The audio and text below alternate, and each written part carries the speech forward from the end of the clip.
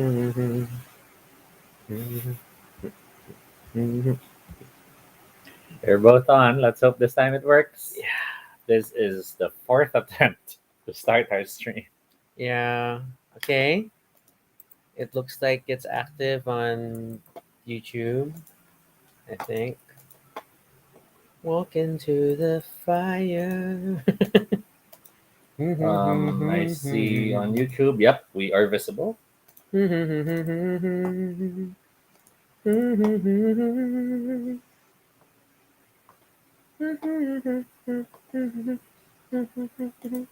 Okay, so the stream is finally running after four attempts of trying to start it. It's a bad day. It's a live stream.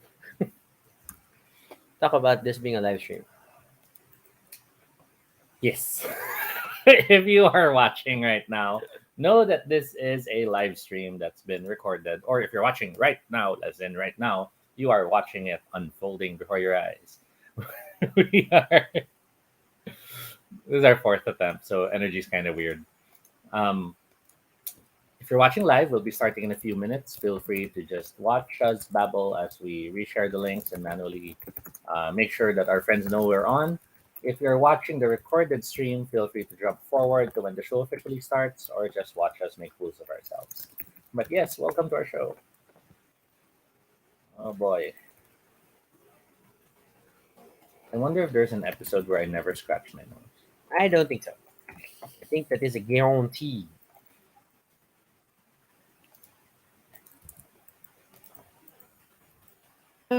Oh, the struggles. Mhm. Excuse me. Okay, so Okay, I think I've yeah, gotten posts out. I have tagged you in the Facebook and I'm instance. resharing now.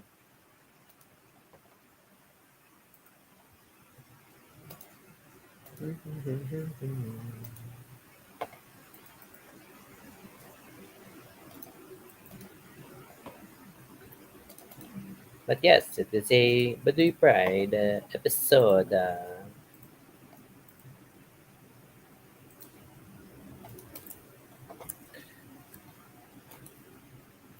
It's been quite a long week for us at work. Um, Lots going on, lots to deal with, and then we've been finishing later and later. I find, or like things like yesterday, where like we worked, we had dinner, and then I finished some more work. Yeah. March is off to a great start, ladies and gentlemen. But it's a quote unquote good problem to have. At least there's things to do. Hmm. Bam, bam, bam, bam, bam, bam.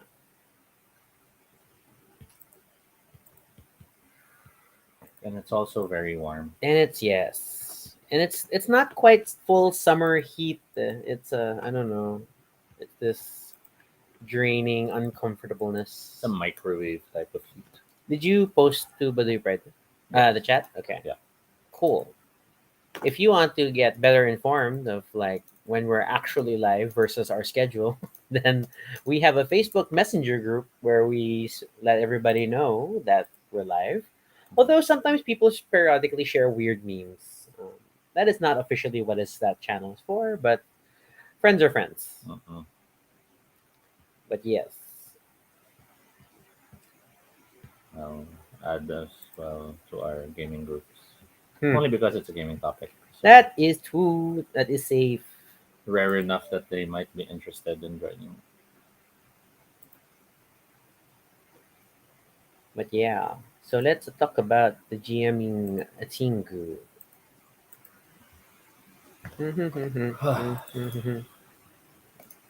Now I'm getting all the notifications of the groups that you're messaging because I'm in the same groups.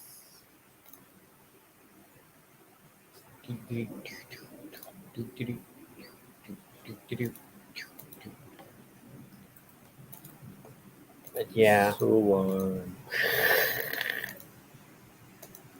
very uncomfortable with it. Well, we'll probably just give it another minute and then we'll run the title sequence. And officially start the show. Yeah, So again, if you're watching, know that we can't tell. So please send in some comments so we know you're there. And we'll make it part of the show. So let's yeah, start. and just say, hey. you commented, and you're now part of the show. All right, I'm gonna wait, tidy up caption. I'm gonna roll credits. We'll be right back.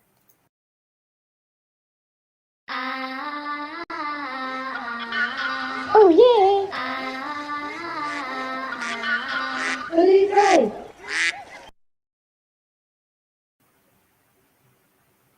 This is Toby. And this is Rocky. And if it's your first time here, welcome to Baduy Pride, a little space on the internet where we talk about anything we want. It's completely unscripted and not entirely accurate, but at least it's honest. Join us as we talk about everything and anything random live. And if it's not your first time here, thank you so much for joining us again.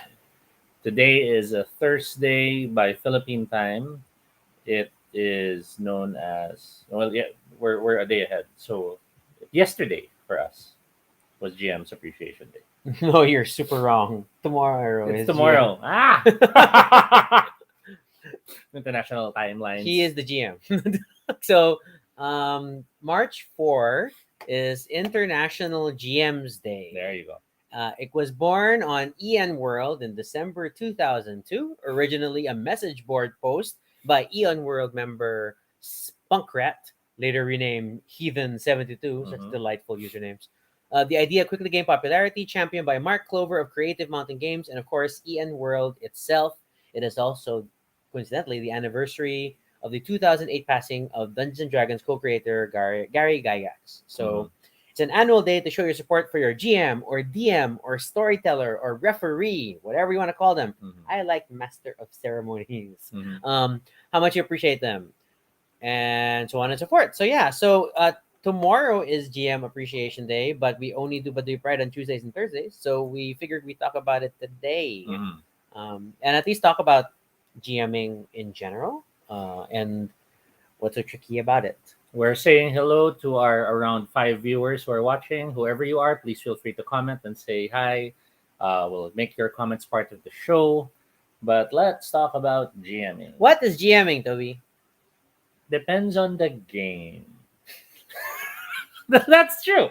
But officially, the term GMing or game mastering, I had that. I had that site. Oh no, it's gone from all our reloading. I lost it. Uh, there, not here. So game mastering in general is a person who plans, referees, and solves arguments, and otherwise runs a role-playing game. They are generally seen as people who handle everything else, while players take care of their characters and their decisions. A traditional role-playing game has the GM being the central person who brings all the stories together, who handles the heavy lifting of knowing all the systems and all the Mhm. modules and all the adventures and all the necessary information, because the GM is expected to be the person who makes the final call when it comes to any disagreements between players Okay. on how rules will be managed or how scenes will unfold. But this, of course, has changed as time has progressed with different types of games. Mm-hmm. The term itself was first used reportedly by chivalry and sorcery and in wargaming back in the 70s. The rules set for Ironclad mentioned the term game master, and later on, games have progressed to expand the term, some out of flavor, others out of theme, um, calling it the judge, the narrator, the referee, the director, the storyteller, and even more unique terms based on some games like the Hollyhock God, the Master of Ceremonies, and Master of so on and so forth. Ceremonies. Da-da-da-da. That's Apocalypse Road, right? Yes. Okay, okay. um, yeah, and then I guess also in like because the Toby statement earlier about it being depending on the game, Mm-hmm. also because we've reached the point where the GM really is a as started as a role or a person, and now it's a function Yes. that can be shared across the gaming group, Mm-hmm. especially with so-called GM-less games, Yes. where it's a bit more communal. But then some would argue that when you have GM-less games, they're actually player-less games because everyone is being a GM. Yes, there is that And the too. best way to view that is to realize that when you are taking the role of a GM, there are certain roles or expected operations that you are fulfilling for the game to function properly. There's the role of the writer, wherein you are, of course, composing the narrative that everyone will be partaking of. As the writer, you are in charge of the rest of the world. So if you're playing a character, everyone else around you, the weather, the traffic, the I was about to say constipation rather than I was about to use a different word, but constipation was the word that came in. The You're already off to conditions a weird start with the weather. and so on and so forth are up to the GM, right? Yes. So whether you step out because you want to go shopping and look for stuff in the tavern, I might say it's raining, so you can't, and this and that. It's all that. There's the role of the director, which is making sure that everyone has not just moments to shine in the game, but also everyone else reacts to what you do. So Hmm. when you talk to the shopkeeper, I have to make sure the shopkeeper responds in a certain way. When you slam the door, I then decide, do people look at you or do nobody pays attention, and that action is ignored. There's the role of the referee, which is basically the no, you can't do that. Wait, I wanted to do this first. Wait, guys, roll Mitch. initiative, and you're sort of making sure everyone has a clarity and a feeling of things are fair for everyone. And lastly, there's the role of the manager, which is um, making sure that schedules are mapped out, making sure that um, people are clear on who's doing what. Sometimes, well, at least in traditionally, it's the okay, you handle drinks, you handle the Hmm. snacks. Later on, it included, I sit here. And no one's changing that because it becomes weird when you start changing seating It's true positions, though. right? And it sounds weird. It sounds foolish that there are these little what superstitions or They're practices, essentially superstitions. but they really do happen. I've seen GMs who have that. Um, okay, everyone, time to roll out your dice because you wanna roll out the bad luck before you start the game. Yeah, yeah, yeah, You know? And ever the painful who didn't bring their sheet. So in GMless games, all those rules get spread out to everyone to handle. yeah. So yes, everyone's a GM in those games. So GMing is a lot of work. Mm-hmm. Even if you don't necessarily handle all of these functions. I mean, like in our case, for example, Mm-hmm. I take on some of the logistical coordination for Toby. Toby maps out the games he wants to run, Mm-hmm. and will most likely be one to source players. But then, like some of the final scheduling, I take over, especially for the Yes. ongoing campaign stuff. Then I'm And the I'm, one. and I'm terrible when I try to do that. Right, just right now. When was GM Appreciation Day? Yesterday. But I like that he introduced the time zone element, and then it's like, so it was yesterday. So I take over. I handle scheduling for us, Mm-hmm. and running the game calendar, and yeah. But then everything else, like it really depends. But in the same way, like I like how game expert is not necessarily a role. I mean, Mm-hmm. there is the arbitration aspect, but then I think really as things have progressed, you can't necessarily expect to be the sole. You Mm-hmm. you you're at least responsible for a certain enough knowledge to teach other players to get into the game. But Yeah. then in terms of like deep expertise, sometimes it's okay. You'll notice there are players who will know more. I felt that a lot of that was, um, I guess you could say, historical in nature. Hmm. Like historically, the GM would be the expert in the rules because they tended to be the one who bought the book Yeah. and went, I want to run this for you guys. Mm-mm. It was not often that you'd have people who'd buy the book and go, I want someone to run this. Yes. Because they'd buy it, they'd read it, and they'd be like, oh, I get now how it works. So now I want to run it. Mm-mm. So the GM, not by expectation, but more by chronological history, since they own the book, they have the better chance of knowing the rules. And then that also, like, if you look at the earlier sort of like way that tabletop role playing games were originally sold, then there was a very clear demarcation between sort of GM DM materials Yes. versus the player stuff. There's always Yes. the GM's guide and the player's guide, and it really made. I mean, it was a way to kind of drive the economy of the games better. Mm. Like if you're only gonna play, then you just get the player's guide, Mm. then you save money. Then you don't have to get the GM's guide and stuff. But over time, like even that's like that practice has kind of Yeah. gone away. Because at the onset, the mindset was let's sell to the GMs because they'll be the guys who will be placing this in their games. Mm-mm. But then you're now looking at a gaming group with 5 people, and you're selling one product. Wherein, if you sold player guides and the like, you could have been selling to four That's people. true. It's marketing. And it's that weird thing of okay, people started to realize maybe we shouldn't have limited ourselves. And even now, it has changed completely to if you look at the indie scene, games are made to be, they're for everyone, right? A book has all the sheets containing everything you need to know, but at the same time is light enough that those who don't know how to run the game will grasp it and be able to run it theoretically, because some games are not written well enough to be clear to run. But Whoa. Okay. And then I appreciate now that of course we're seeing more and more. I guess we can call franchise games or games based on popular IPs yes, that are designed knowing that they're gonna get a lot of people who don't necessarily play tabletop role playing games hmm who are there because they love the franchise. So like we've seen things like Star Trek Adventures, the Expanse role playing game. hmm Now the preview editions of Avatar Legends are out, and so these are all things like we know we have friends who are big Avatar fans yes, who backed the Kickstarter but have not necessarily played or run hmm a tabletop RPG. but they love the lore. They're excited to see it, and the idea now that they can play a game in it is now Mm. interesting for them, which is part of what makes franchise games very interesting in terms of drawing a lot of people.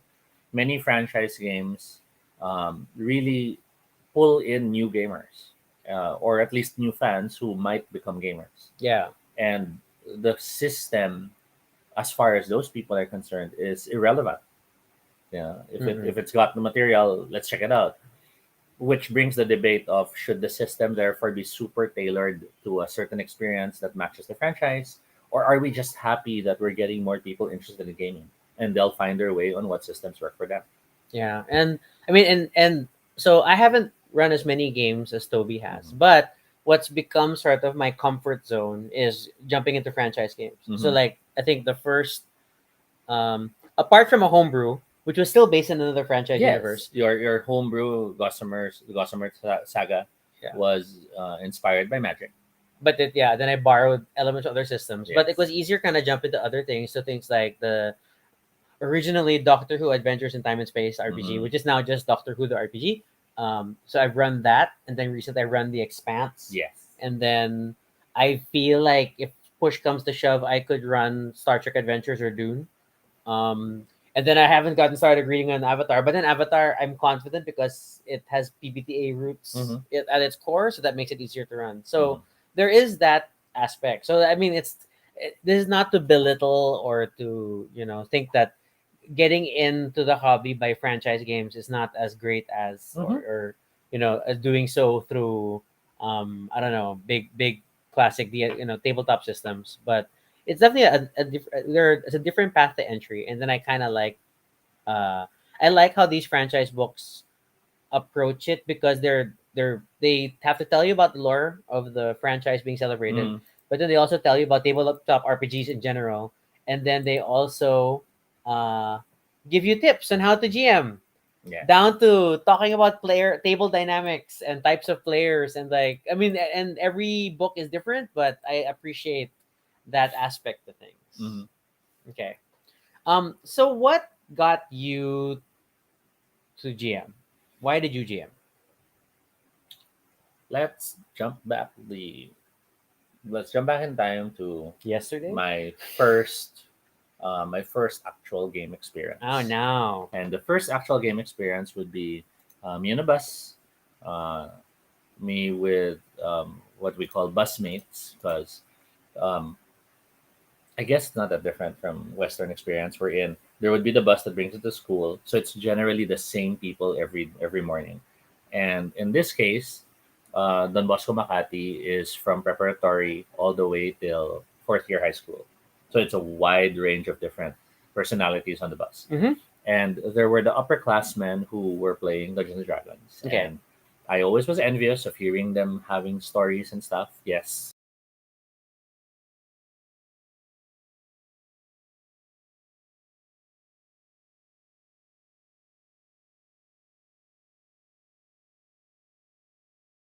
Red. Okay, I think we're back. I think we're back.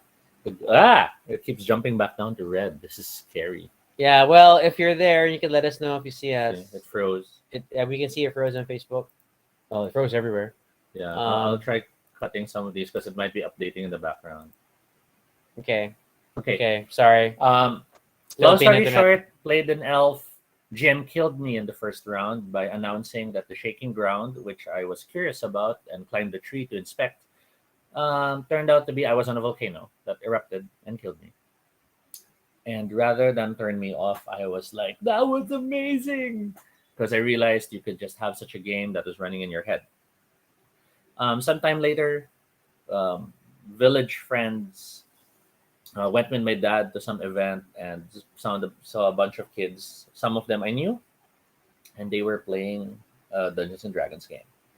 If I remember correctly, and I could be wrong, it might have even been a Dragonlance. No, no, sorry, a Forgotten Realms game.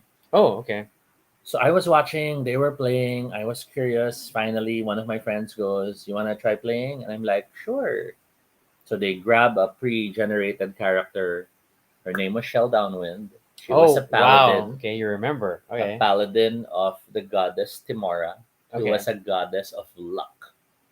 So Okay. it was like, oh, that's interesting. And so I'm not really good because it's luck. It's like random. Mm-mm. I had one artifact which was a ring of regeneration, Okay. so I played it to the hilt. My character would be, kill me. I don't care. I'll come back from the dead.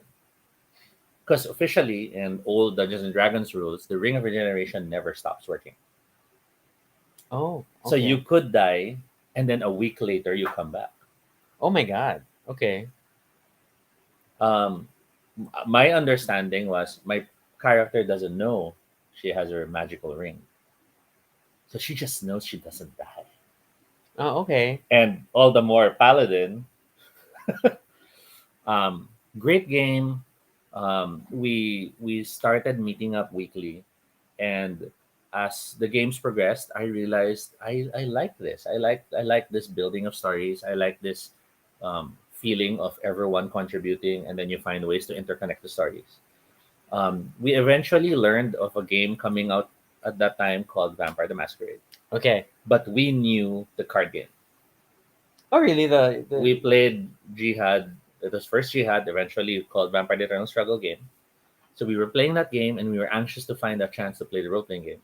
So we ended up making our own version of Vampire the Masquerade using the cards Okay. Yeah, you told me this. and rules based on the Palladium rule set.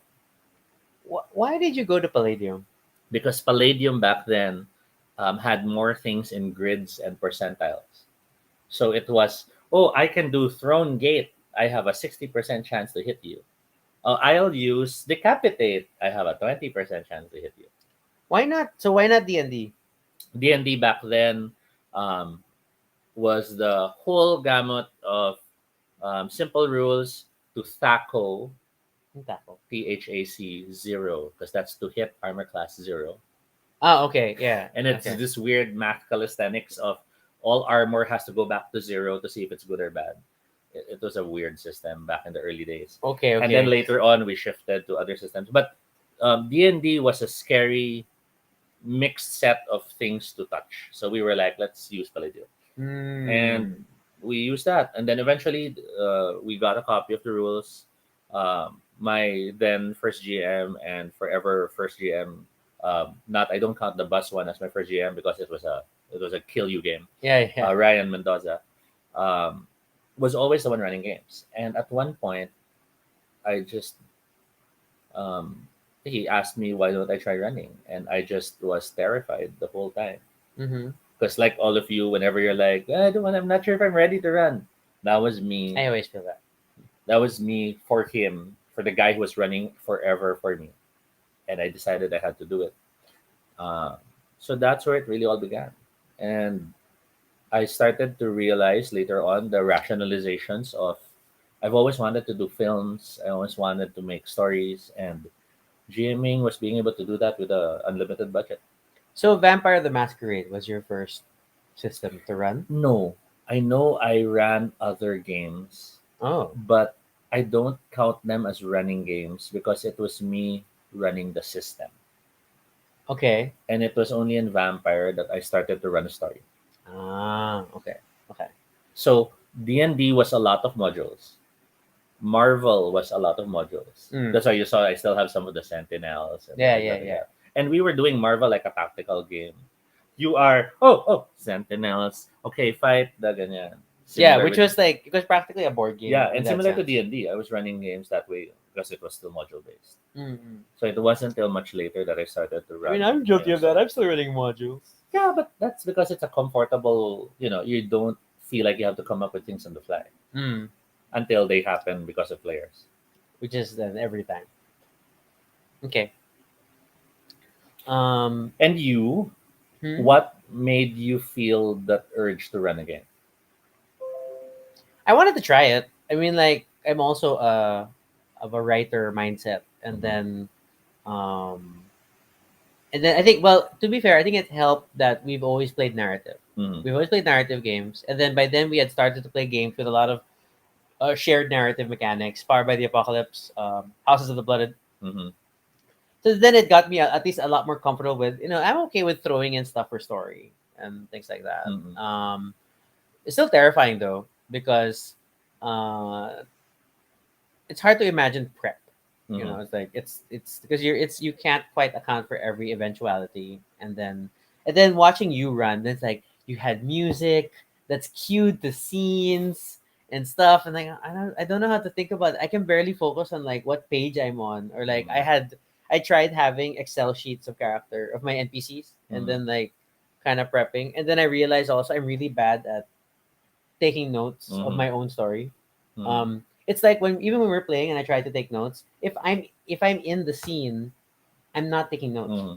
I take notes after, and then like, okay, what did we just say? I'm because then it breaks momentum. Like I'll talk and then I'll type. Mm-hmm. So these are all these little weird things that stress me out every time I run. But then ultimately, it's like I still want to celebrate certain stories. And then with franchise games, it's a lot of that. Like I love the IP so much, Mm-hmm. then I want to be able to celebrate that. And I love you, but I know that there are certain IPs that you probably can't tell the story as well as I could. Yes, true. And that's the thing.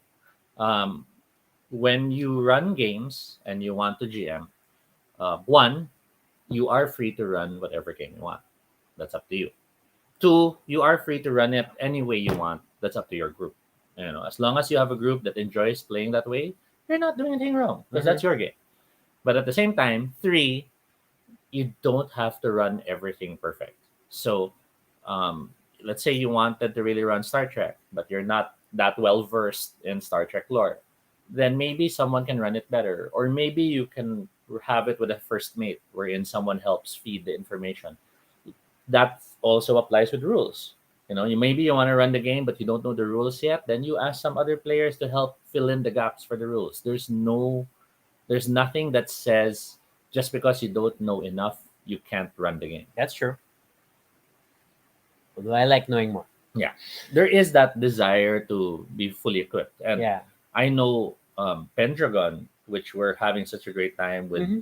so many episodes in so far, and yes, I call them episodes, not sessions.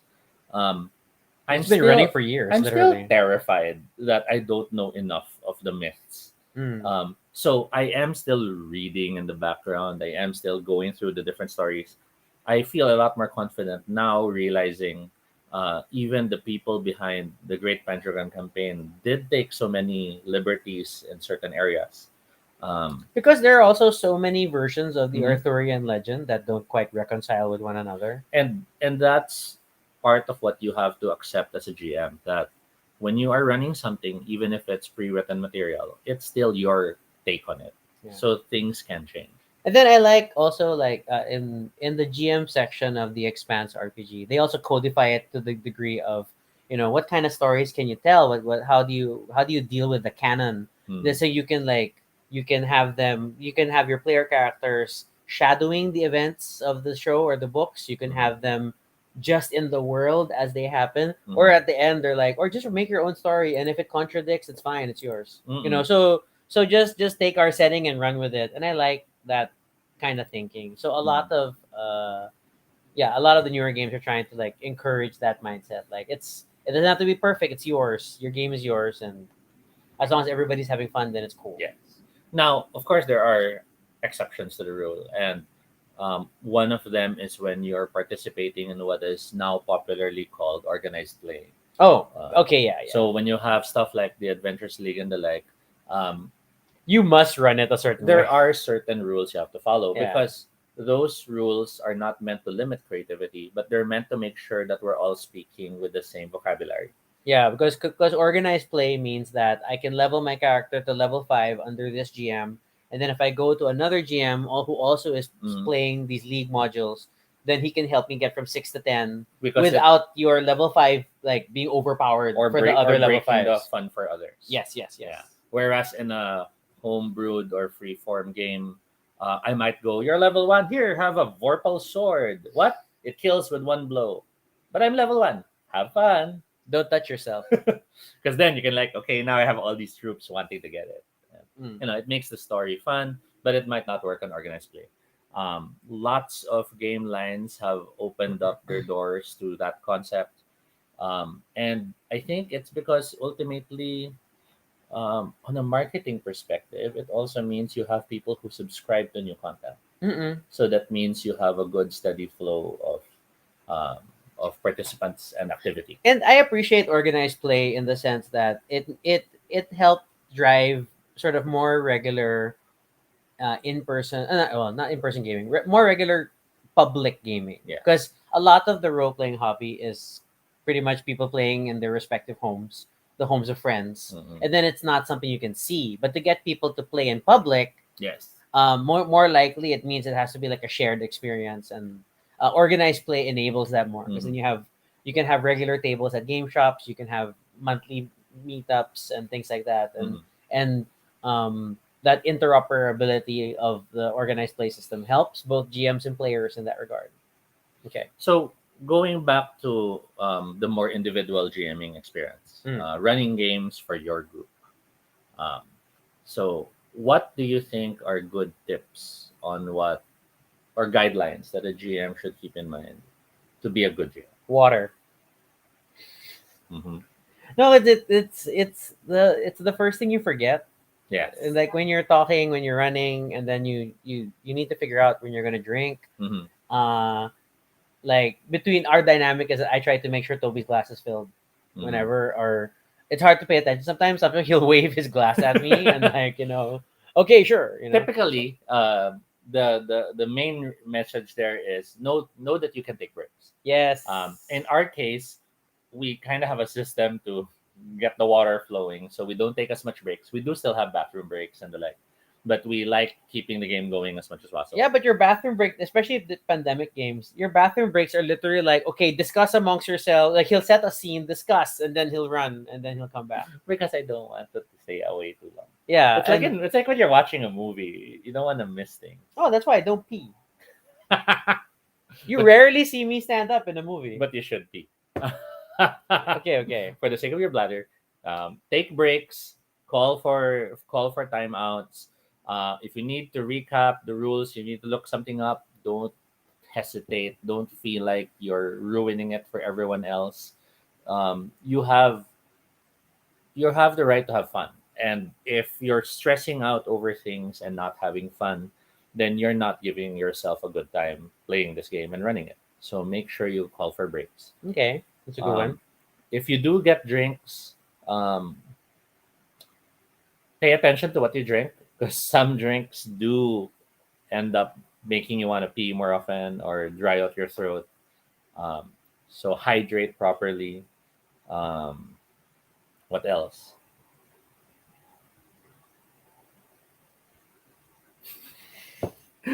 Let's use a list. On preparation, like what are your thoughts towards preparation? Like how much do you feel you have to prepare?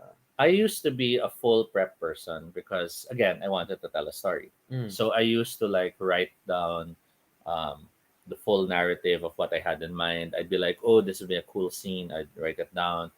This would be a nice moment. I'll write it down.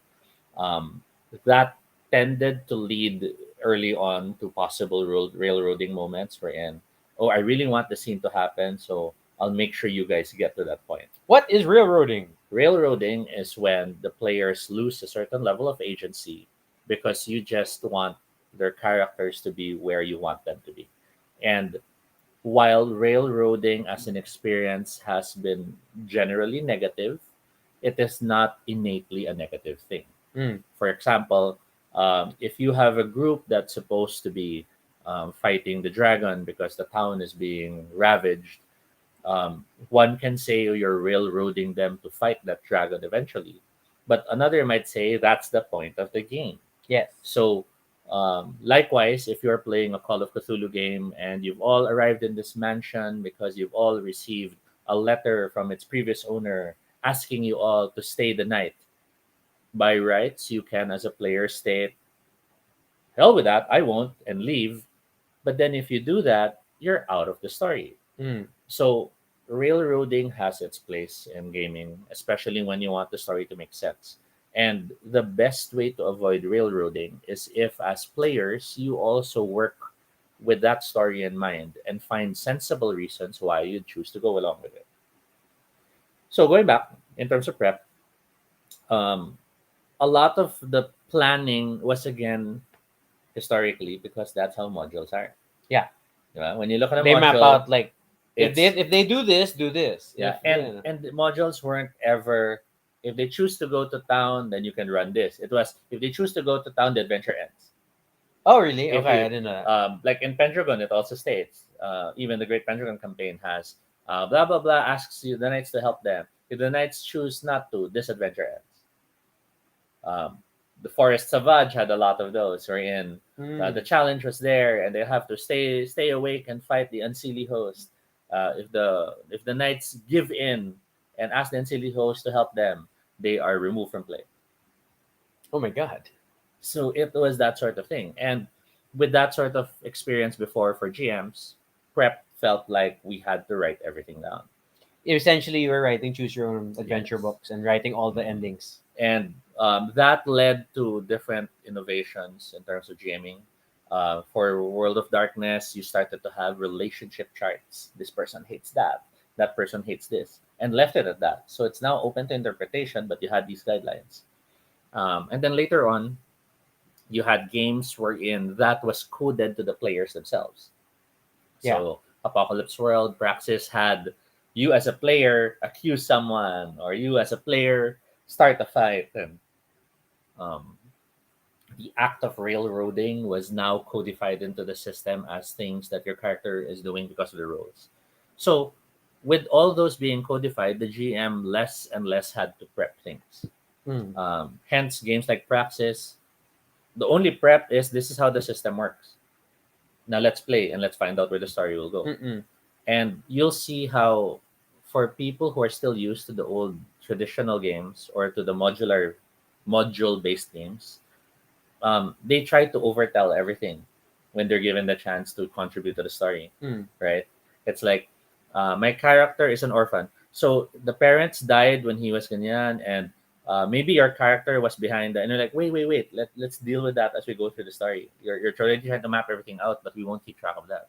Mm-mm. But that's how it was before, wherein you had to map everything out. Okay. Okay. Nowadays, for our games, I barely prep because my only prep now is I take notes of what the players were interested in, Mm. and then I make sure those go somewhere. What about NPCs? Likewise, if the players noted certain NPCs, then I make sure that those have developments in that area because you want it to be meaningful. You found the tavern guy interesting because he mentioned that he has five sisters. Then I'll make sure I have plans if ever you talk about the sisters. So do you pre-generate a lot of characters? Not so much anymore. Mm. For Pendragon, I'm I'm panicking over who should be what and where because I'm always worried about I'll mention this night and then 5:20 sessions later he first arrives and like what. The problem with dealing with someone else is like historical Yeah. fiction. Knights Black Agents, on the other hand, every time you guys tap into someone, I have to check which one I can pull out of this um, collection of different possible NPCs. Mm. And the books, the way that game is set up, the NPCs are generic. So you have a MI5 defector, or you have Ah, a okay. you have a writer, and then there's already possible connections. Like the writer contacted this person before, so when I get that writer, and then I look contacted this person before, but this person is now, let's say, the former agent you guys killed. Ooh, suddenly there's nice history that I can pull in. Or in she knows that guy, and he's been missing, and I don't know where he is. And you guys are like, And that we killed it. and that's because like the Great Pendragon campaign and the Dracula dossier for Nice Black Agents. It's also essential. It's a because it's a campaign setting. Yes. You're playing within a story, Yes. and we're trying to fulfill a particular story, as Mhm. opposed to if you write it on your own entirely, Mhm. then you're a lot more freewheeling in terms of where Mhm. characters come from. Okay, because and I think I also like I know when I tried running a few. Doctor Who gives you generic stats for the classic villains, so Mhm. like their Dalek stats and Cybermen stats, and you kind of keep those handy in case you want to throw them as monsters. Yes. Um, but then like characters, I didn't really, unless they were major ones like other incarnations of the Doctor, for Mm. example, or the Master. Then I had those stats ready. Um, but even then, it's like the NPC is like bare bones. Like I just know the numbers if I need to roll, Mhm. but not really. And I think that's because when it comes to homebrewed games or non-league or organized play games, the stats don't really matter until they do.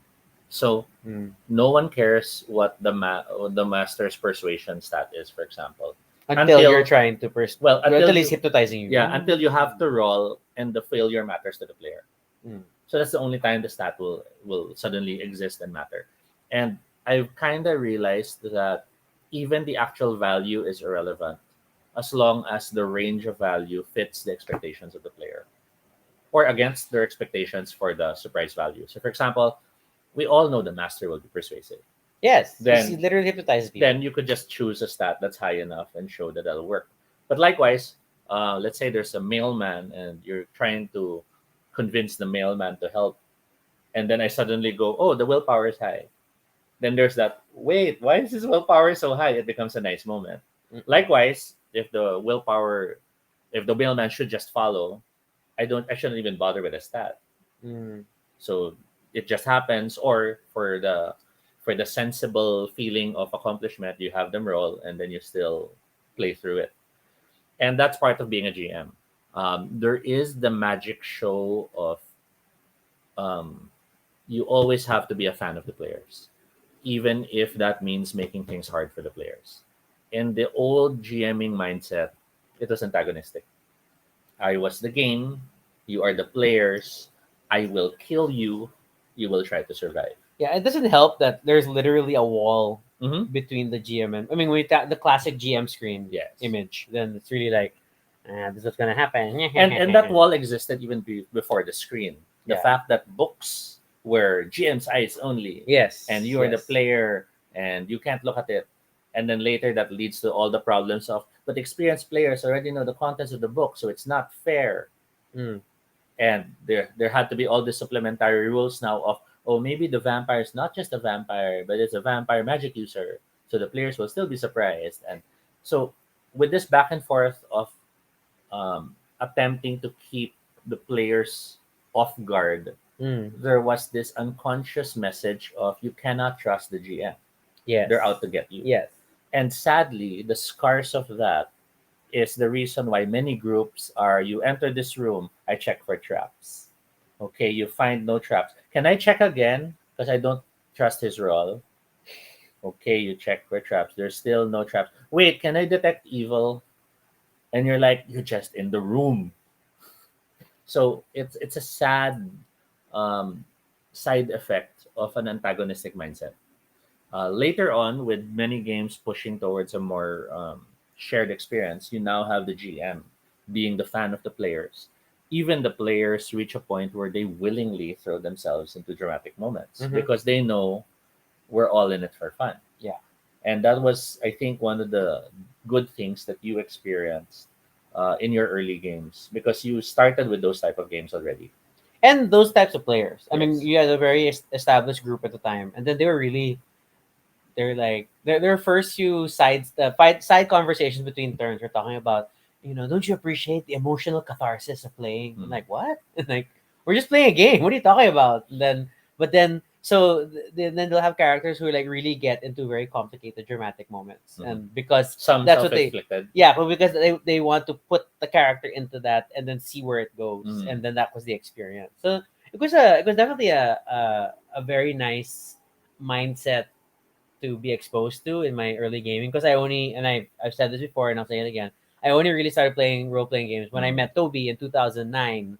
Mm. So I'm very late to the hobby, but and I don't know how I avoided it like all my school life. I guess it's called not having friends. So Well, it's also because it was very insular, admittedly. yeah. With the early years of role playing being shrouded by the shadow of 700 Club, many of Ooh, us did Pat have, yeah, Robertson. many of us did have to hide running our games and playing them. More so when you were playing the World of Darkness games, because it literally had imagery that looked demonic and scary. Mm.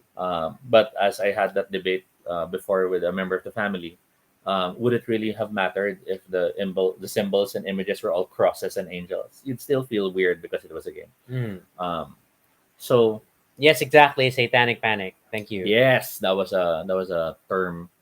And beyond that satanic panic, it was also very insular because people just really didn't see the need to connect with others when they're running their games. It's like once you had a good group going, Hmm. then you just game with that group and you're okay.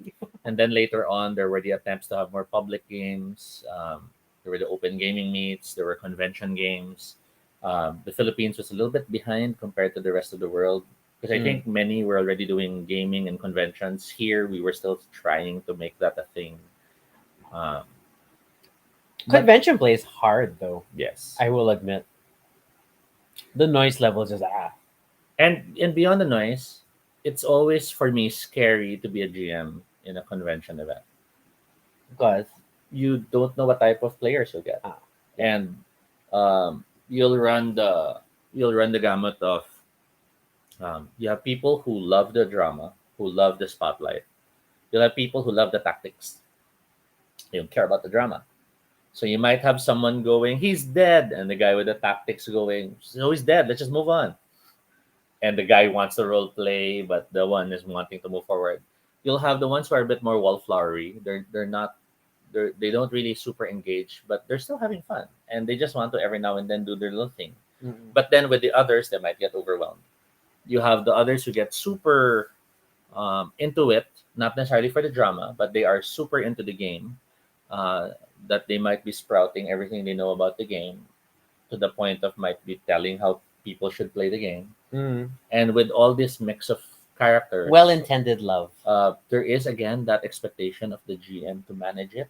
Yeah, And that's harder with strangers. yes, and more so when not just strangers, but strangers of different, maybe the players look older, or maybe you have a quieter personality, and yet they're very forcefully present in that scene. So it can be scary. Um, Other things about being a GM, um, it helps if you make sure your games keep everyone engaged. You want to make sure that everyone has a moment in the spotlight. Everyone has a chance to add to the scene. And it's tricky because in more cases than not, you will have to find a way to moderate those who are taking over the scene. Yes. I'll just say yes. Because it's not a bad thing, but To balance out the fun for everyone, yeah. then you have to figure that how to work that way without shutting the player down, because you also don't want to discourage them from being Mm. very active and into the story. It was hard because no one understood what we were playing. A teacher once said he suspected us of gambling. The That's dice true. don't help. The dice don't help. Neither did the cards because there were later RPGs that didn't have cards, and it was still you're playing cards in school. Why? What's that? Mm-mm.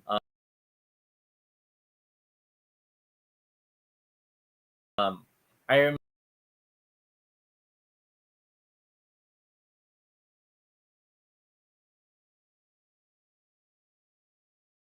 God. Oh, connection issues. Are you back? Are you Nope. back? Nope. Okay, still red. Now yellow. We're coming back. We're coming back. Yellow, only yellow. But I guess we're connected. Still frozen. It's still frozen. Well, we're dealing with the signal delay. Yeah. Okay, there. We're back. We're moving now. Oh my gosh. Yeah. So I guess we can't keep this stream on too long. Internet is really crappy Yeah, and it's tonight. super underwater. Yeah. Just to go through others real quick. Um, Incorporate feedback. Hmm.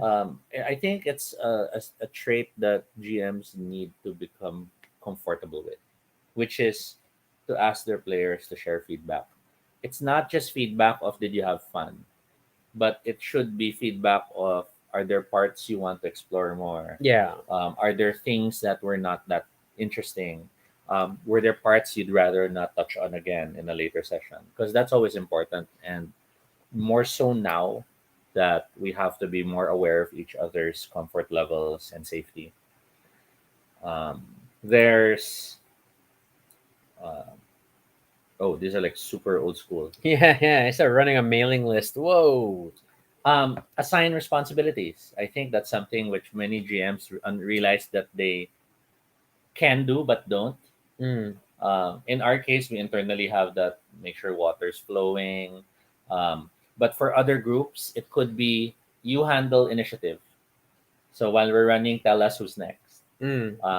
Some games codify this. We're in, I think it was Bliss Stage, wherein there was someone who handles the Yeah. tokens, and then there's someone else who handles narrating certain things.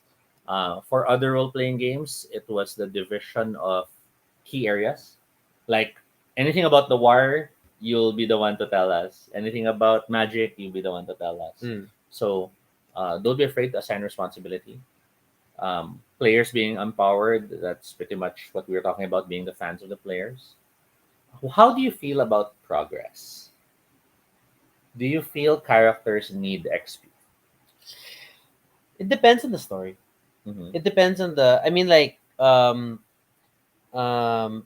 especially in things where you're constantly facing obstacles Mm-hmm. and you want to be able to continue to cope with obstacles and the obstacle scale as you build up to a climax, Mm-hmm. then naturally some sort of power progression would be nice Mm-hmm. because you also want to feel like you are you're increasing your chances of doing better Mm-hmm. against it. um I know that's not necessarily the case in the sense that, like, if you think about movies, the character who the character is at the beginning of the movie is pretty much who they are at the end, Mm-hmm. right? In terms of this adventure, then they just have whatever skills traits they have at the beginning, and then they must run with it. Unless And there's like passage of time, yeah, or in other cases, The Force Awakens, none. I remember that was this because my I know my high school classmates were kind of home brewing an RPG style thing, but Mm. ultimately it was just a tactical game that we played on paper. And then there was this discussion of like leveling up, and then someone's like, "As you age, does your skin get thicker? Like, do you develop better armor Mhm. on your own?" That's not the case. So, so the weird things like that. So I get it. I get the weird, like, players can be static, Mhm. but then progression kind of gives you something to hope for and, Mhm. like, to do better at. So depending on the game, depending on the story, but I think in general, progression makes players happy. I think the progression I really appreciated the most was how Seventh C Second Edition allowed you to increase stats, but there was a point you couldn't increase it anymore, Ah, yeah, and you could just swap stats because around. you, like, have a maximum number of total dots, and Yeah. then you just move them around. So there was that feeling of yes, you will grow to a certain extent, but at a certain point in time, you can now just develop something at the cost of something, and that's pretty much the range you can go. On a similar note, that's why I also like all the Powered by the Apocalypse Hmm. games, in the sense that the playbook, um, the leveling system of the playbook really forces you to kind of embrace the tropes or the niche Mhm. that your character occupies, Mhm. and it's also very limited. Like you can't get any stat above +2, Mhm. right? Or +3, Or depending on depending on some. the game, and Yeah. then And there was only so many pluses you can earn through yeah, XP. Like you can only get up to 3 pluses, then others are and then it's moves. like yeah, then move, and you're mainly working with your move list with maybe one option to take from another Mm. depending on the game. And I like that sort of. I mean, it's a very guided, directed one, but that because things like Dungeon World or a lot of Powered by the Apocalypse games are all about niche protection and Mm. like I mean, if you're gonna be the trophy druid, then be the trophy druid, And will reward you for and I it. got to be the trophy Mhm. druid. Similarly, there's the I love how Pendragon tied advancement to your dice rolls. Like if Mm. you did well in this dice roll, Ah yeah, then when you you will crit, increase. well, Um, you get a chance to increase, yes. or a certain number that you auto increase. So I like that because it did give that feeling of you're not just all linearly progressing. There are times you're progressing, there are times you're not because you haven't really learned new things. Yes. I also liked, still related to Pendragon, how we had that stat adjustment, but then we had glory, which was something the GM had control in Mm. the sense of, oh, because of these events, you get this glory. Therefore, you open up again rewards. So it wasn't a pure chance thing, but it wasn't also a pure GM thing. Yeah. Because some games, it was like, as the GM, you tell us how much XP we're getting. And what? Wait, so I have to balance out your math? In old D&D, it was even more terrifying, depending on the edition. Because there was a point wherein rogues and thieves earned XP based on how much gold they stole, Oh, while okay. the other classes was killing monsters. So again, it was in the mindset of let's encourage the trope, Yeah. but then that's when you had the thief players going, oh, you're fighting, I'll grab the gold because I need the XP. Mm-mm. And not necessarily contribute to the fight. And then likewise, that's when you had other characters, quote unquote, kill stealing because they wanted the XP and stuff like that. So you then had the shot in the foot moments for the spellcasters who would gain XP when they learn new spells, but learning spells was a downtime activity, so they couldn't really do it. Comment like we gotta consult with the player on where the character has to go story wise, whether you do XP or milestones. These player set goals make the character stand out. Yeah, Yes. that's true. That's true. However, I have noticed that some players are not comfortable with that Yeah. because some players are not ready to take narrative control. And if you ask them, like, so what do you see as your character's growth? I don't know. What would be nice ones? And Mm-mm. you'll end up giving suggestions, which I think is part of the growth process. But I guess all I'm saying is you can't make uh, players making declarations as the expected norm. Because for most new players, that intimidates them more, Yeah, at it's least not from one what size we've fits seen. all, Because definitely. we've had moments even as simple as, what do you want to try playing? Um, what do I play? Because they don't want to do the wrong thing, Ano and they yung don't. maganda? So it's you really have to guide sometimes at the start. And I remember in as a GM in certain game systems like that, it becomes a multiple choice thing just to help them, right? Yeah, yeah. So it's a um, Narrow the field. or like in a mage game, Mage Ascension, where you can come up with any magic effect as long as it's within your spheres. Um, I end up going, oh, so you could use this and see an X-ray, or you could use this and see the patterns of like that and the place. Sige, sige, I'll do that because they're not there yet. Mm-mm. They're not freely coming up with their things yet. So yeah, I guess that's another thing about being a GM. Sometimes you have to tailor fit how you're running something for the player specifically, but still at the same time balance it out that it all feels fair for everyone. Because it's possible that with all the tailor fitting, it might feel like you're favoring that person. Yes. So you have to make sure that that's clear as well. And then the other thing I guess about XP is just that, uh, and it's more maybe on the player side as we receive it, because we have games where like Nice Black Agents XP is constant. It's Mm. like every session we get to Mm-mm. from for as acknowledgement of the previous session, and then which at first it's like, oh, that's like it's not very exciting. Mm. But it also gumshoe system really supports. There's certain thing. Investigative skills. When you get one dot, it makes a world of difference. Yeah. So that's also why the economy is very different. But then there were the rare times that Tobia go four. Then like, oh no. We just become an unspoken rule when playing under Toby. It's like, so when the rewards increase dramatically, like, oh, everybody gets 10 points. Whatever the game. And it's like, oh crap, what's gonna It's a happen? It's preparation a for preparation something. thing. It's like Toby's being generous because we're Mhm. gonna face something big. Because I also see that as the narrative language of, to use a TV show as an example, the 10 XP means for the last 10 months you were partying and relaxed. Mm. And, now something's about to happen.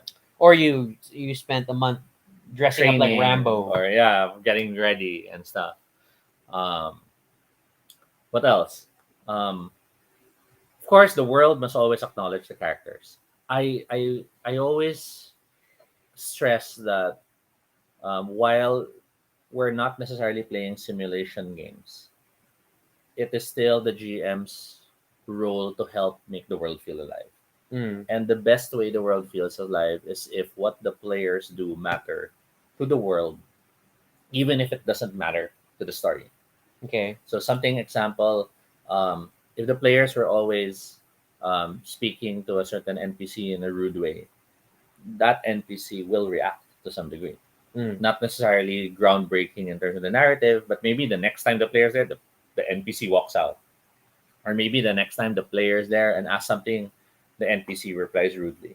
Because they remember, because they feel what happened. And that makes the world feel more real. The very telltale. I'll remember that. I also like doing that with terms of terrain. So, like, if there was something happened in this hotel, I'll try to make sure that hotel is featured in a later scene, or at Mm. least mentioned. So there's that. Oh, that's where we did that, and it makes the players feel more invested with the world.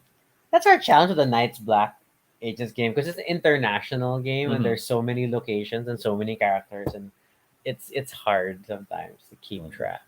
So, but yes. So there's also don't force players into blind decisions. Oh, that's So interesting. blind decisions are where players feel like they're doing the grunt work, or they're, not really doing something that seems to make any sense. An example would be, which corridor do you go down? And my views on that is, if you're giving players blind decisions, that means you're not giving them more information. You're not, you're locking information behind. And to And some degree, you're maybe whether consciously or not, you may be inadvertently removing agency yes, exactly, because then because it becomes chance. many GMs make the mistake of thinking things too simulational. So a dungeon is a dungeon and corridors are there. Where will you go? Since you didn't ask me to hear noise, I won't tell you that this one shows the sound or this one smells like that, because you Okay. didn't ask for the perception check. And that's how some GMs do run their games. Me, I've learned that a player without the information is a player who gets bored or frustrated. Yeah. So I always try to, I'm very, what's the word? Your stats matter in a passive, constant way. Yeah. Yeah. So I I've seen that. so I've always noted, who has the high perception stats. I note down, or who has certain, um, sensitivities to this and that. I note it down. So even in just narrating a room, I might tell one player with normal perceptions, okay, you walk in, the room is a mess, there's no one inside. Then I turn to the other player who has a high detective skill. You recognize the door's been broken into, and the window shows, that it's been opened from the inside based on how the glass is broken. So you already have more information than the other person. Because, Officially, like on a character level, yes, but the players all heard it yes, at the table. yeah. So the other player might go, oh, can I notice that too? Roll. Yeah. Because I have to be fair to the stats. And that's how I approach when I run the scenes and avoid the blind decisions. I Mm-mm. do, however, I will admit, still love doing very hard decisions. Yes. Wherein it's hard to tell which one is the right one. Because sometimes that's how it really is. Yeah. And I like making sure we don't forget that, there are things beyond the player's control, a character's control. Pay attention to the players, Uh, how do you feel about character death? Hello, Adrian.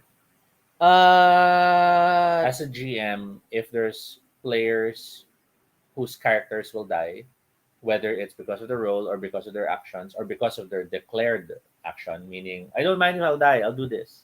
How do you as a GM feel about character death?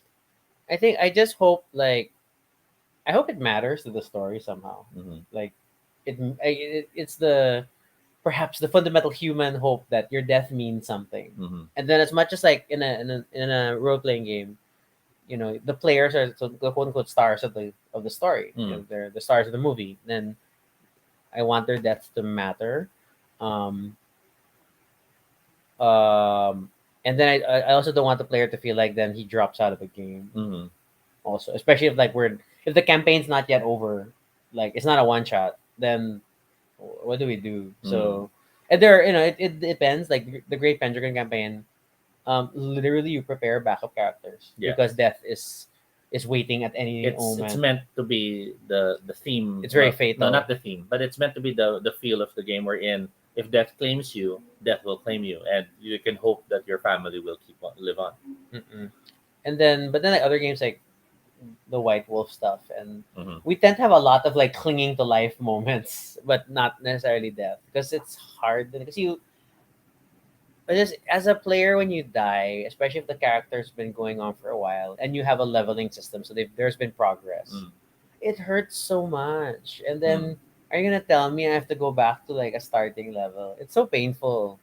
Pendragon, it's still painful, but the inheriting of XP The of a glory, portion of yeah. glory from your family kinda helps, Mm. that you're new, but you have a bit of a leg up Mm. because others have been in the same path before you, and that helps. But yeah, death is tricky.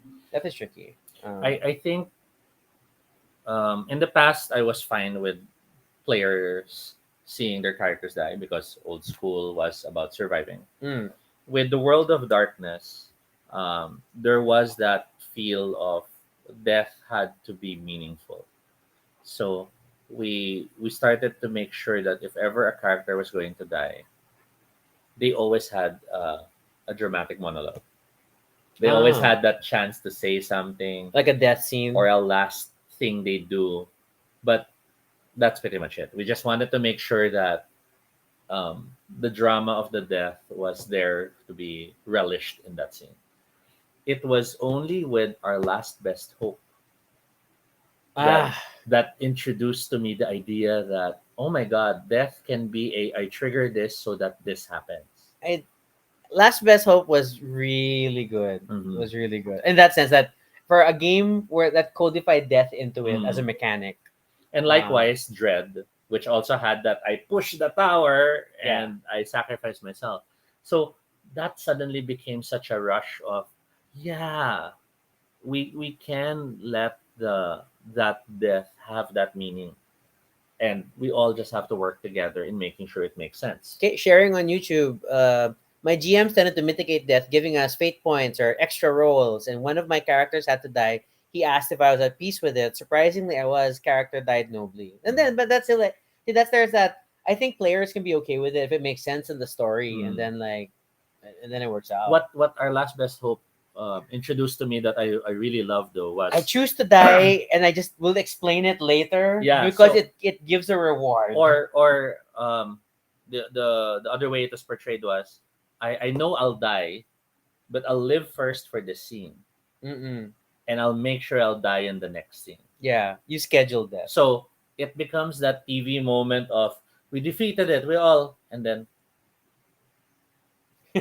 I'm bleeding. yes, and it was such a good way to do it because in the version you said it was the I slammed the door and I look at all of you, stop it, and then you die, and yeah, that was awesome. But I successfully get them all safely. But then there was the delayed death of you know, okay, I will die, but okay, let's continue the game, and we run through it, and then we run through the death sequence. So, I uh, think in the few times we played things like Our Last Best Hope, then it's always like I think we had like 75% character death. But then it's because because it was we all hit that point of this is a great time to die. It's like I can die because it'll push things forward, and then And we everybody need it. The black dice. Look at the black dice. yeah. um. Yeah. And then I was checking Jeanette's because here it shows she's still typing. So I was kind of Yeah, it hoping didn't it quite came out resolve. Maybe there. because an emoji. Yeah. Anyway, Um. Okay, so that's with death because we're gonna wrap up because we're out of water and the net is really making it the trouble. Okay. There's a lot of avoid metagaming or avoid making your players metagame. So what are your thoughts on metagaming? especially as we gone into more narrative games and to more shared narrative games and Mm. like then I don't know.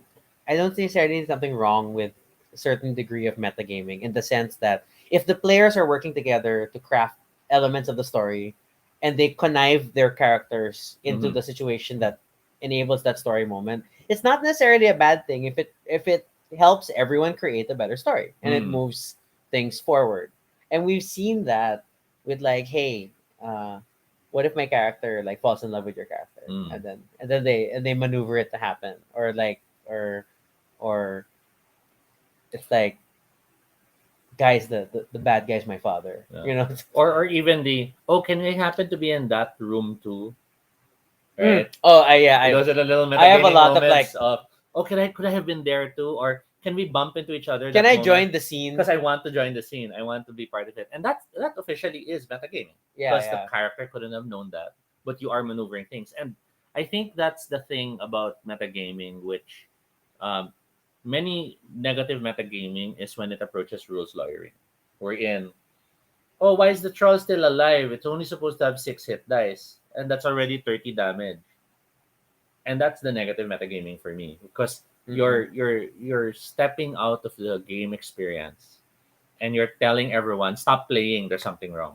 Yeah, yeah. And you could always stop a game when there's something wrong in a different manner, but in terms of the discussion of metagaming and rules, if you're outright interrupting the game because you feel certain rules or certain things should happen a certain way, then that's when it can be weird. Another example would be I might be running a module and you've read the module, Yeah, yeah. and I might go, so you guys turn east, and it's empty. And you're like, wait, there's a spider there. And I'm like, so that would be an example of negative metagaming. Yeah, yeah. A positive metagaming would be, let's say you know there's a spider there, but you might go, um, I'll hang back, which is metagaming negatively normally, but you might go and just say, I just have a bad feeling, guys. And it still adds to the drama. It doesn't necessarily ruin the scene. A better way to do it metagaming is you head on go in first. Mm-mm. Because you're telling the GM, make me the one attacked by the spider. I want to see how good it goes. Okay. And that's what I've experienced when I'm the player in certain games. Like when people run games, either it's material I'm familiar with or it's tropes I realize that they're gonna throw at me. So I kind of like, okay, I'll ride along with it and I'll go with it because it becomes more fun. Jeanette asks, In your experience, how does GMing help in creating your own games, I think, like own game yeah, systems? I think for me, it's as a GM, you're paying attention to what do I want them to experience. So that becomes then the focus of what systems do you design to support that experience and to discourage experiences or actions you don't want them to do. So, for example, Gumshoe is amazing in that these are your points. You want to find the clues, you spend, you get it. Yeah. So the game never makes you feel like you're failing because you failed the roll. At least when it comes to investigation. Yeah, but you still have that feeling of we don't have all the elements to see the picture clearly, Yeah. and that nicely makes the investigation work because you then ask you invite the players to deduce. And other games, the deduction is the dice roll, Yeah. which works okay, but then it was always so this is the tome. Okay, I rolled to interpret. I failed. Um, You want to try again? or the shopkeeper suddenly says, "Oh, I know how to read it," because you suddenly have to keep the game going. Yeah, which is in itself a meta game moment Or because worse, fail. Okay, what now? Okay, we do this. A few minutes later, what now? I don't know. I feel like we're not doing anything. All the options are gone and it's not working, right? And that's a frustrating thing to feel. mm, mm. Um, um, okay. Last few questions.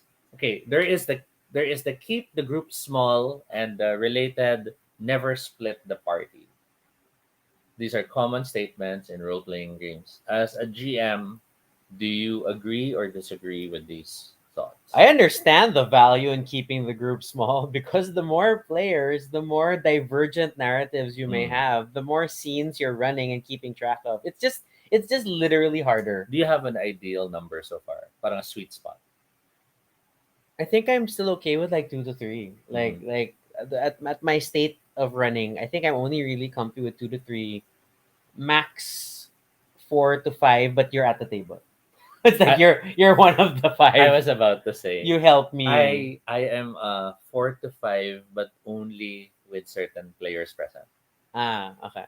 So, for Okay. example, if Adrian was present in the game, I count him as an unconscious first mate because he and I jive so well that I know he'll help carry the story forward. I Mm. don't have to guide him in the story. Yeah. Whereas for some players, and it's not a negative thing, you do feel the need to guide because sometimes it's just still Unfamiliarity with the genre, or the or system there's new. or sometimes it's a level of confidence wherein That's they know true, the genre, they understand the but system. they don't want to speak up. Yeah, they're not sure if they can freely throw in the idea. They're worried that they're stepping on other people's spotlights, and they're not. That's not negative, but if that's happening to 4 players, then you're now juggling these four to encourage them to all talk. Mm-mm. So it can be stressful.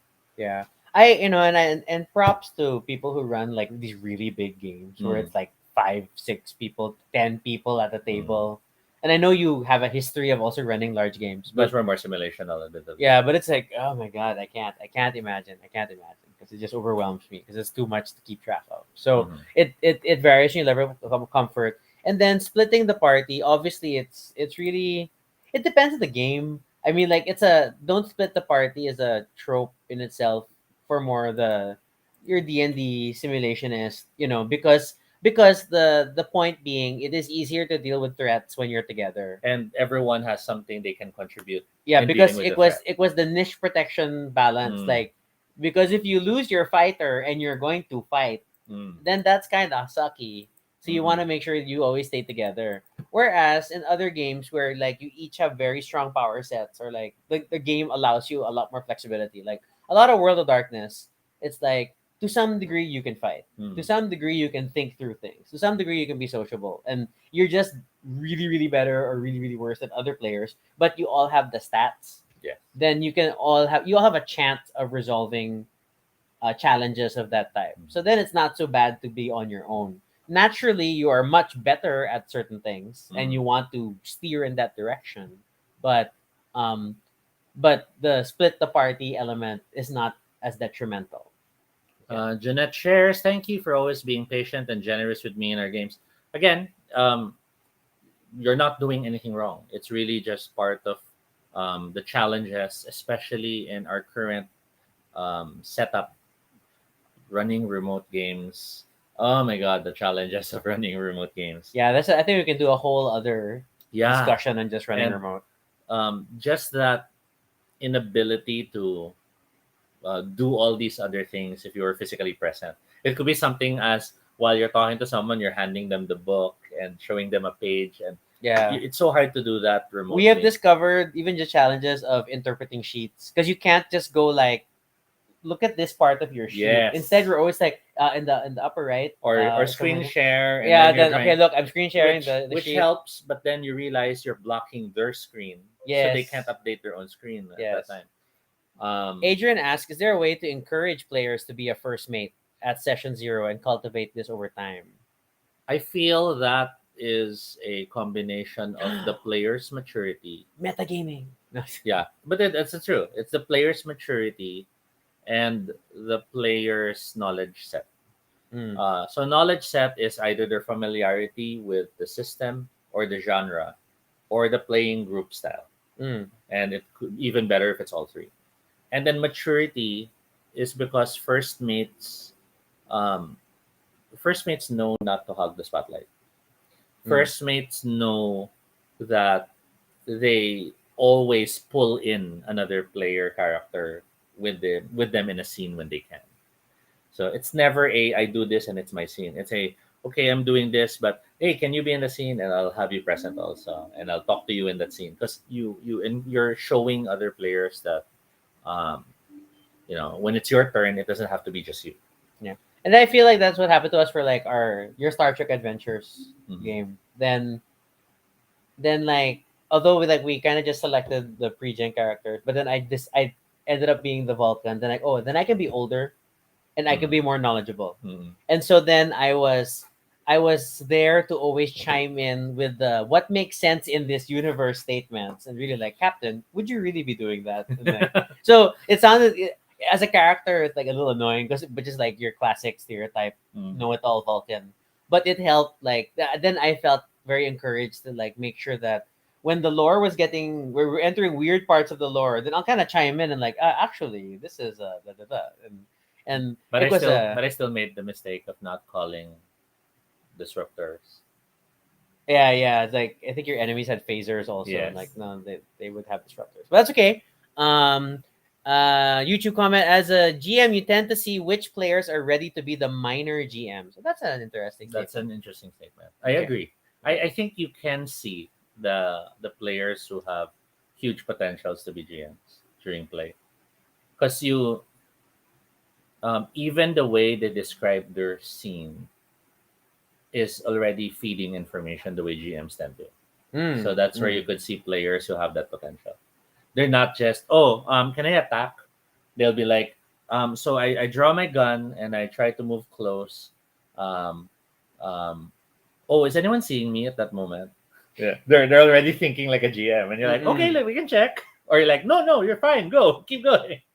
So that's I think a good sign of people who can become GMs. And of course, Adrian wants to play Star Trek. Ooh, scary. No. Rocky will run it, Ah, and I'll be a Borg triple. I feel like it's one of the most dangerous like creatures out there. You imagine the reproduction rate of a tribble, That's why I'm Borg. They've restricted it from happening. I've been neutered with Borg technology. which is ironic because the Borg also want to spread. They're like a virus in themselves. So They couldn't control me, so they had to lock me up. Anyway, I I don't know lah. but I know you have to run the game. I want to be a player under you, and then I will be You're very free. annoying as a player. I'm not annoying as a player. I can be annoying as a player.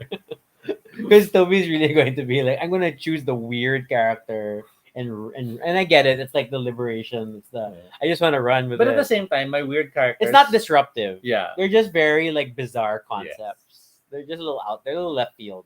Yeah. But Uh, I still try to find a way to connect it. It's just that admittedly um in zero prep games I do tend to lean towards becoming the villain, mm. as Jim has noticeably pointed out. Which saved him the hassle of Yeah, being the it's like villain. I normally end up doing this, but you're doing it, so it's fine. Yeah. The expanse, see the expanse. But see, I've only run a module so far, and it's all pre-gens. Or we could play the expanse and we go through a ring and it becomes Star Trek. No, we're not ready for that. Hurts my brain. Okay, okay. It is already 11. We may have to Okay, so wrap this the up. last two topics. Okay. The first is safety tools. So one of the new innovations in tabletop role playing, and I only use the word new in relation to my history of having played from way back when there were no safety tools yet At least, explicitly yeah, used. explicit. At least, the codification of Yes. safety tools. There were probably safety practices Yes. even way back, but then now they've been codified Yes. into actual systems and So tools. with the presence of safety tools, we have everything from the X card to the stoplight system. I think there was a flower Like system, the on a colors, side note, I veils and love lines and yeah veils. the preview now for Avatar role playing game. It starts with the safety tool discussion of Mm. X card and lines and veils. Like, oh wow, this is like and up there. and it's really I really appreciate that it's out there, because there was a point in time that I was wondering why certain safety tools were needed, in the sense of, um, if it's a horror game, then shouldn't it be understood that it's horror? Mm. But then I realized there was a lot of truth behind it, especially when I experienced it myself. That hospital horror moment in a non-game setting that led to me fainting unexpectedly. Um, I'm still not that certain if the lists are the best way to do it, because some systems do approach with a huge checklist of Mm. things they like, because I feel like lists, um, In themselves can be triggering. and for me, feel more pressure, in the sense of I keep looking at the list now to make sure I didn't overlook something. Mm, mm, mm. Whereas if it was a list we built with our lines and veils, then there's that understanding that these were the things we thought of, and if there's anything we missed, we will organically introduce it later on. But the test paper feel of a list freaks me out. Mm, mm. um, and I don't know. Maybe I just need more time to get used to it. The X card though, and the others, the check-ins, stop, go, keep going, have been very useful. Yeah, X card's like super. Although digital X card is not as fun Yeah. as physical X card. But it's the most basic, but it's like it's super useful. Mm. Lines and veils in the beginning is helpful, and it's hard. It's like, and then we go and it's funny because we play with a lot of the same players but in different combinations, and Yeah. then we're constantly doing lines and veils, and the lines and veils themselves change based on the game we're about to get Yes. into. Which is an insight in itself. Yeah, That yeah. just because you know the people doesn't mean for certain genres it's a blanket line and veil expectation. Mm-mm. There are sometimes adjustments based on the setting. Because like yeah, if we're gonna play a horror game with like a certain angle, like then we can't necessarily say gore is a line Mhm. because then we're denying the genre that we're trying to Or at explore. least we define what line in terms of gore, or what areas in Or terms of like, gore. or is it a line or is it a veil? Yeah. Then do we just veil it? Things like that. So I appreciate that discussion. It's like always this is there's a bit of homework at the beginning. It's Mhm. like before you can have fun, you got to finish this, but it makes sense. Yeah. It totally makes sense. and And and I will admit that I also used to be the person of, doesn't it lose the excitement of having discussed these things earlier on? But mm, then I realized it is true. You're going to watch Jaws, you know it's going to be about the shark that attacks this and that. mm, Knowing that doesn't make it less scary when it finally happens.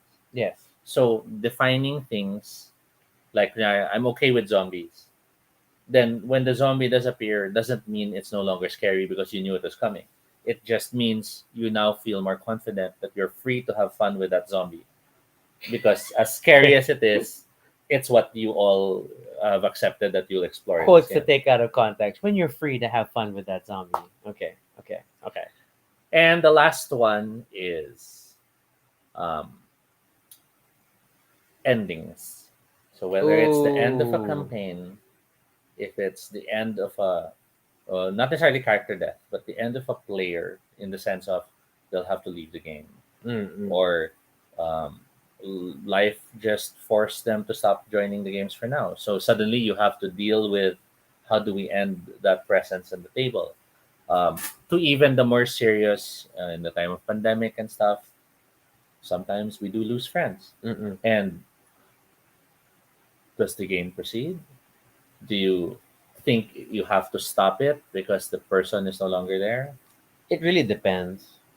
I mean, in our case, it depends on like what the campaign was, what the story was. I mean, like, especially if it's a super prominent character, Hmm. like in the way things are going, like oh my god, he's like prince of the city in a vampire game, and then he dies. While the story could move forward, but then as a group, like it's weird. So I think it becomes a group decision Yeah. more than anything. Because for And some groups, it might be a means to feel you're still with the person. yes, That we can, depending on the reason for yeah, leaving. maybe the NPC, the character becomes an NPC, and the NPC is removed from the picture, but that world will persist because we remember our friend. Mm-mm. For some, it might be that way. I mean, if you think about it, right, one of the more infamous like player death things and the game continuing is the Expanse, because the Mm. Expanse was originally based on a role playing game campaign, Yeah. and a death early in the show is a death of a player character because his schedule changed or something, that Yeah. he had to drop out of the game, but they wrote a more dramatic death into the story, which gave him this awesome exit. Mhm. But the story obviously continued, and Yes. things still happen to the player. So I mean, it really depends on the reasons. But like if it were something as serious as player death, like sorry, real life player death, um, uh, Or breakups. You can't oh, ignore that, breakups are right? hard. Because that you Yeah, have I mean, players who who do are you game together, with? and then one of them is no longer in good terms with the other. It's not necessarily a relationship. It could be friends, like Yeah, friends yeah, who fell out. it could be, it could be. Then like then it just we've had games that come to a halt because of that, and then Mhm. like you just accept that it's dead. And I think it's not a blanket statement, because there are some games we're in, we'll move on without the person, and it doesn't feel wrong, Yeah, because yeah. it feels like, this is still our thing more than it was with that person, so we move on.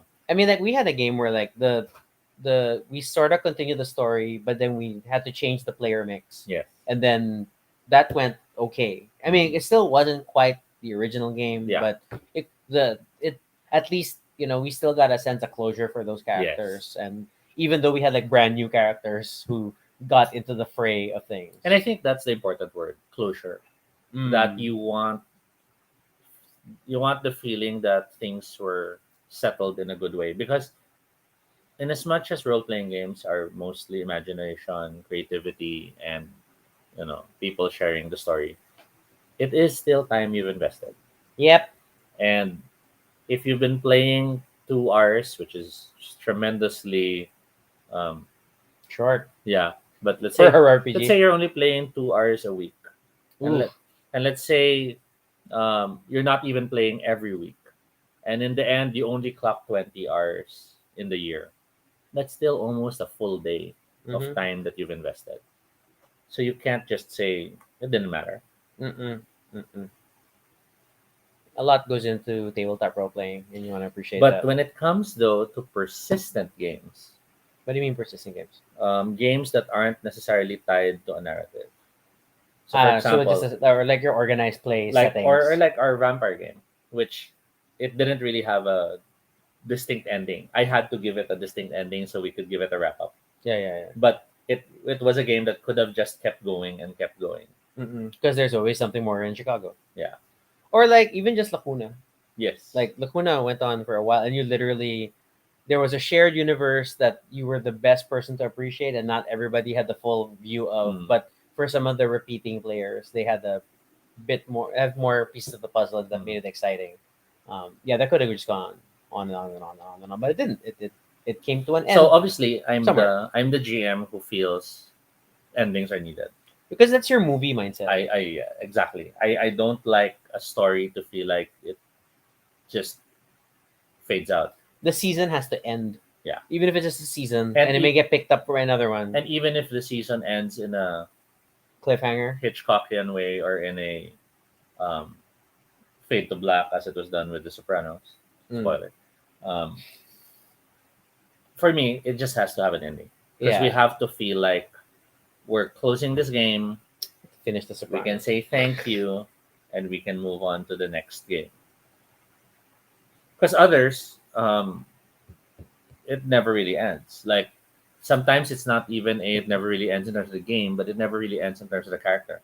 Mm-hmm. I've stopped playing with that group, but in my next group, I'll still bring this character, Oh yeah, or I'll still true though. recreate them in the new game. Yeah, yeah, yeah. Okay. Okay, so I think that covers GMing in all that we can with the amount of time we have. We've run out of water, and our connection's somewhat stabilized, but our mouths are very dry, so we should wrap up.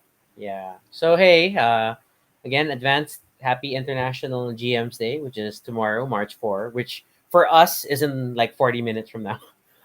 But hey, celebrate your GMs, whether it's for your regular group or a one-shot GM that you know Mhm. who you just really enjoyed. There's a lot of work that goes into the hobby, and it's always something to celebrate. At the same time, maybe International GM Day is the day you think about running your own game or Mhm. trying to GM for the first time, and it's never a better time than now. And I say that from a because there's so many new indie systems that are very GM friendly. There are franchise games that really try to help you as new GMs get into it with Yes. lore that you may already love and be excited about, and then Mhm. you can use your existing knowledge and passion for something to become your first RPG session or campaign. So that's Mhm. cool. There are also lots of bundles and discounts available right now. Everything from Drive Through RPG to Itch, and so on and so forth. Never ending bundle of holding. So grab your games and see which one you could try running as your first game if you haven't GM'd before. And if you have GM'd, run more games. I guess that's it. Yep. All Thank right. you for watching.